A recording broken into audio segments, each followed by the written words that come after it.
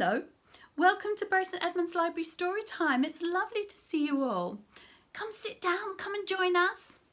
Now today I'm with my friend Mr Lion. Would you like to say hello to him? Can you roar hello to him? You can, really loudly. 1, 2, 3. Oh, that's good. One more time, even louder. 1, 2, 3. Wow, what big roars you've got. Now, Mr Lion, his first name is Len. Len the Lion. You can call him Len if you'd like to. Now, Len loves dancing, don't you? Yes, me too. I love dancing. What about you? You do? Would you like to show some of your groovy moves? Yes? Okay, up on your feet. And your grown-ups too. Len's going to come a little bit closer and have a look at your wonderful dance moves. Oh, they are brilliant. What wonderful dancers we've got there. Excellent job. Wonderful. Now, the story we're going to hear about today is about the jungle dance that they hold in Africa every year and all the animals go to. And it's in this story here. And one of the characters on the title page is a special giraffe called Gerald. I love giraffes.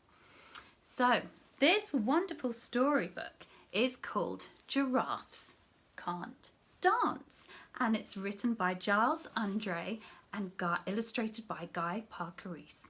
And we'd like to say thank you to the publishers for kindly letting us share this with you.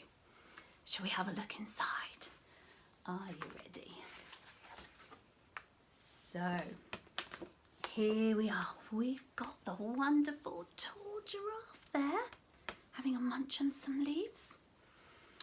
Gerald was a tall giraffe whose neck was long and slim, but his knees were awfully bandy and his legs were rather thin. He was very good at standing still and munching shoots off trees. But when he tried to run around, oh, he buckled at the knees. Oh, whoops, poor Gerald. Now, every year in Africa, they hold the jungle dance where every single animal turns up to skip and prance.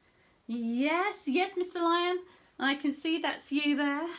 And we've got the big sign, Jungle Dance, with lots of flowers around it. And look at all the different animals. They're ready for the party. Which animals can you see? Yes, that's right. And this year when the day arrived, poor Gerald felt so sad. Because when it came to dancing, he was really very bad. Poor Gerald. The warthogs started waltzing and the rhinos rock and rolled.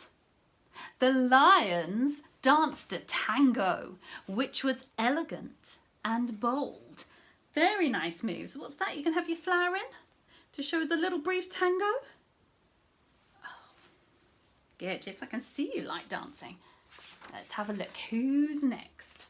Ah, the chimps all did a cha-cha with a very Latin feel. And 8 baboons then teamed up for a splendid Scottish reel. What fabulous moves they've got. And all the animals are sitting around. Gerald swallowed bravely as he walked towards the floor. But the lions saw him coming and they soon began to roar. Hey, look at clumsy Gerald! The animals all laughed. Giraffes can't dance, you silly fool. Oh, Gerald, don't be daft. Poor old Gerald. Gerald simply froze up. He was rooted to the spot. They're right, he thought. I'm useless, and I feel like such a clot. So he crept off. Can you see him there? He crept off from the dance floor and he started walking home. He'd never felt so sad before, so sad and all alone.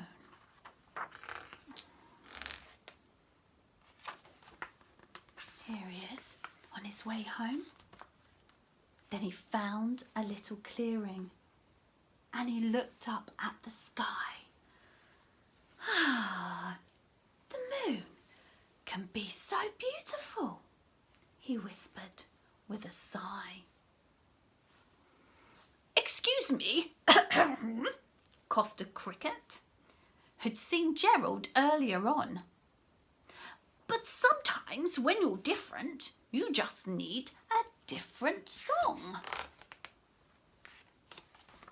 Listen to the swaying grass and listen to the trees. To me, the sweetest music is those branches in the breeze. Good advice, Mr. Cricket. So imagine that lovely moon is playing just for you. Everything makes music if you really want it to. With that, the cricket smiled and picked up his violin. Then Gerald felt his body do the most amazing thing. Let's have a look. Can you see him? His hooves had started shuffling, making circles on the ground. His neck was gently swaying and his tail was swishing round. Look, looks like he's definitely found the beat there. Oh, and then he threw his arms out sideways and he swung them everywhere. Then he did a backward somersault and leapt up in the air. Wow! What awesome dancing. And look how happy he is. Gerald felt so wonderful. His mouth was open wide. I am dancing. Yes, I'm dancing. I am dancing, Gerald cried. Oh, look.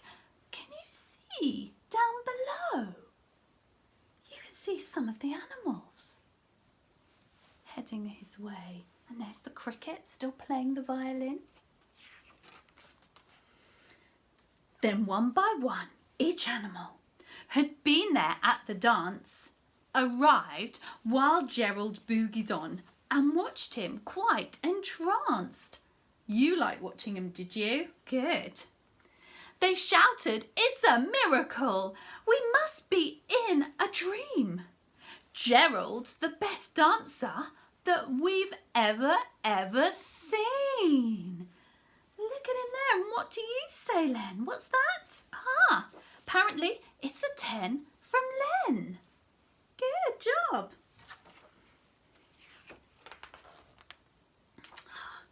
How is it you can dance like that? Please, Gerald, tell us how. But Gerald simply twizzled round and finished with a bow.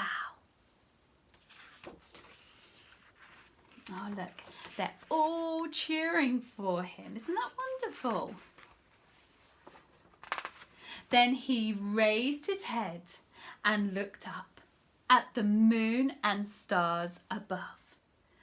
We all can dance, he said, when we find music that we love. Wow, what a beautiful story. I love hearing about Gerald the giraffe and how he found his own music and his own rhythm and his love for dancing his way. Right, well, I think I'm going to put some music on and have a little dance in my living room now. What about you? why don't you grab your grown-up and put some music on too and have a little dance? So we're going to say bye-bye. That's all from story time today, and we'll see you next time. Bye-bye.